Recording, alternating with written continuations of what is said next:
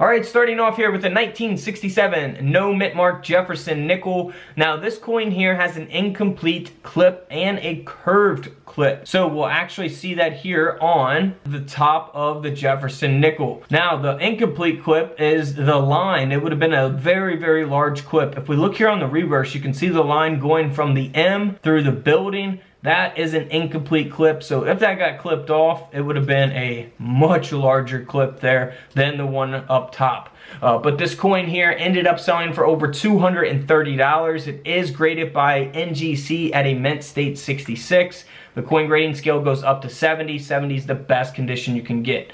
Now this coin here is a 1967 no mint mark graded by PCGS at a mint state 64, and it has a very nice die break, also known as a cud. Now we'll see that there, of course, very obvious at the top of the Jefferson nickel. You'll see that, you know, going straight through Jefferson's head there, and then you'll see the result of that here on the reverse of the coin, where it fades out the reverse design.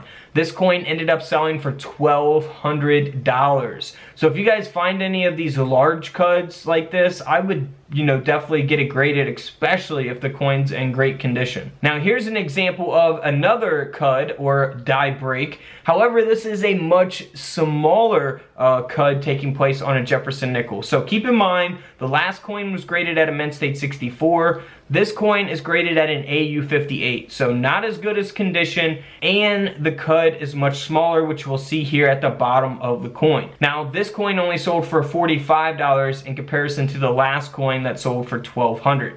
Those cuds that are very large and take up a large portion of the coin are going to be much more desirable by collectors, especially if it doesn't, you know, cover up the date. You can actually see the date of the coin and things like that. So next up is a 1967 no mint mark that has a partial collar and an obverse indent. Of course, we'll see the partial collar around the rim of the coin, and then we'll see that indent there on the right side of this coin as well. So this coin ended up selling for only around $25. So if you pay to have this coin graded, you're not going to be making any money on this, unfortunately, but if you want to have it graded for your own collection, then, you know, you could always do that. Now here's a 1967 no mint mark that has been double struck. Speaks for itself here, you know, pretty obvious type of double strike there, and this coin ended up selling for over $310. Now here's a 1967 no mint mark that was graded at a mint state 66 by PCGS, a coin grading company.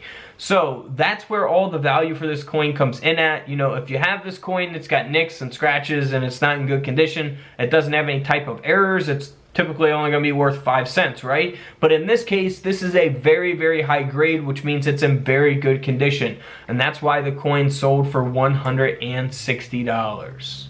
Next up is a 1967 no mint mark where this Jefferson nickel design was struck onto a 10-cent planchet. So a Roosevelt dime planchet, that's why the coin is much smaller, and the Jefferson nickel design is being cut off because it was struck on that dime planchet. And this coin sold for over $300. So we looked at a coin being struck on a dime planchet, Jefferson nickel design. Here's a 1967 Jefferson nickel design that was struck onto a 1-cent planchet.